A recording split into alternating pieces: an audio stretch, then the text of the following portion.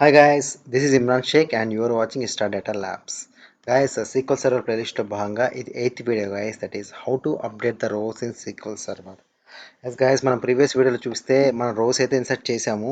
One second guys, one second previous వీడియోలో చూస్తే మనం ఇట్లా రోస్ అయితే ఇన్సర్ట్ చేసాం guys. The thing is that ఒక రిక్వైర్మెంట్ వస్తుంది ఏంటంటే ఈ అశోక్ అనే పర్సన్ కదా, ఇతని శాలరీ అనేది చేంజ్ అవుతుంది. అబ్వియస్లీ మన శాలరీ అనేది ఎన్హాన్స్ అవుతూ ఉంటుంది. సో ఈ శాలరీ అనేది ఎన్హాన్స్ అయింది, లైక్ 15 నుంచి 60,000 పెరిగింది. సో దీన్ని మనం ఎలా అప్డేట్ చేయాలి? ఒకటి మనం డిలీట్ చేయొచ్చు లేదా ఇంకో అప్డేట్ చేయొచ్చు. బట్ డిలీట్ అనేది గుడ్ ప్రాసెస్ కాదు. బట్ దీన్నే మన ఎగ్జిస్టింగ్ రికార్డ్ని మనం 50 నుంచి 60,000 చేయాలి. అది మన రిక్వైర్మెంట్. సో రిక్వైర్మెంట్ అయితే మీకు అర్థమైంది కదా గైస్. సో ద ఫస్ట్ మనం సింటాక్స్ చూద్దాం. సింటాక్స్ చూడగానే క్విక్గా మనం డెమోకి వెళ్ళిపోతాం guys. Okay, so update rows in sequel server. So syntax ఏంటి గైస్? అప్డేట్. సో ఎప్పుడైనా చూడండి, క్రియేట్కి క్రియేట్ కమాండ్ రాస్తాం, క్రియేట్ కీవర్డ్ రాస్తాం, అండ్ ఇన్సర్ట్కి ఇన్సర్ట్ కీవర్డ్ రాస్తాం, అండ్ డిలీట్కి డిలీట్, అలాగే అప్డేట్కి అప్డేట్ అని రాస్తాం ఎక్కడ సీక్వెల్ సర్వర్లో. So table under score name అంటే ఇక్కడ టేబుల్ నేమ్ ఇస్తాం. సో ఏ టేబుల్ మనం guys? Employee table. Set column 1. So ఏ కాలమ్ 1 చేస్తున్నాం? శాలరీ ఈజ్ ఈక్వల్ టు ఎంత గైస్? 60,000 చేస్తున్నాం. ఓకేనా? ఒక కాలం అంటే మల్టిపుల్ కాలమ్స్ కూడా చేసుకోవచ్చు, బట్ ఇక్కడ మన రిక్వైర్మెంట్లో ఒక కాలం చేసి చూద్దాం.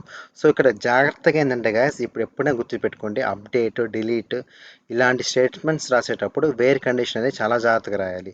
సో ఇది రియల్ టైంలో చాలా చాలా ఐ మీన్ ఏం చెప్పాలంటే రియల్ టైంలో ఇది చాలా ఇష్యూ అవుతుంది. మీరు కనుక వేర్ కండిషన్ కరెక్ట్గా రాయకుండా అయితే ఆ ప్రాజెక్ట్కి చాలా కాస్ట్ అవుతుంది ఇది కనుక. సో అన్ని రికార్డ్స్ అప్డేట్ అవుతాయి. అదేదో నేను చూపిస్తాను.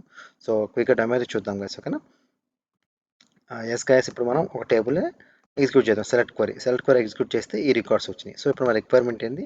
అశోక్ శాలరీని రిక్వైర్మెంట్ ఇంక్రీ update Ashok salary to 60,000. Okay, ఇది మన రిక్వైర్మెంట్. సో కమాండ్ ఏంటి గైస్? క్వరీ ఏంటి? Update table name. మన టేబుల్ నేమ్ ఏంటి గైస్? ఎంప్లాయీ. ఓకేనా? Next set. ఏం చేయాలి మనం? Employee salary column name. ఓకేనా? Employee column name is equal to 60,000. ఓకేనా? 60,000.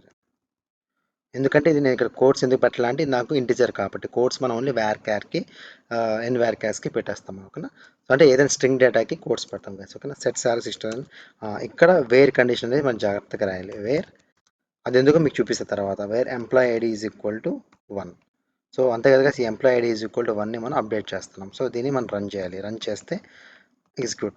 సో 1 రో ఎఫెక్టెడ్. సో అది అయిందో చూద్దాం. 60,000. ఓకేనా? మళ్ళీ దాన్ని రన్ చేయాలి, సెట్ క్వరీ.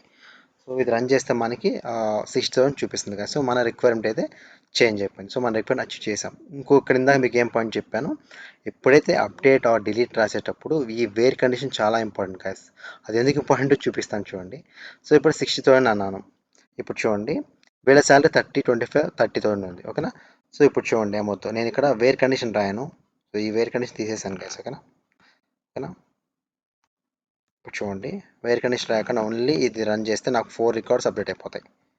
చూసారా? ఈ 4 రికార్డ్స్ నాకు అప్డేట్ అయిపోయింది. సో అందరి శాలరీ నాకు 60,000 అయిపోయింది. బట్ ఇది చాలా ప్రొడక్షన్లో, ఐ మీన్ రియల్ టైంలో ఎప్పుడైతే మీరు వేర్ కండిషన్ రాయలేదా సరిగ్గా, వేర్ కండిషన్ అసలు మీరు ఇగ్నోర్ చేశారా, ఇది మీకు ప్రాజెక్ట్ కాస్ట్ చాలా వర్త్ అవుద్ది, చాలా ఇష్యూస్ అవుతాయి, చాలా ఎస్కలేషన్స్ అవుతాయి ఇది మాత్రం. సో ఎప్పుడైనా గుర్తుపెట్టుకుని where condition is must. So where condition జాగ్రత్తగా మీరు చెక్ చేయాలి. సో చాలా కాస్ట్లీ ఇవన్నీ. ఎందుకంటే ఎప్పుడైతే మీరు ఇలా వేర్ కండిషన్ రాయలేదో ఇది చాలా మీకు డ్యామేజ్ చేస్తుంది ప్రాజెక్ట్కి అయితే కనుక.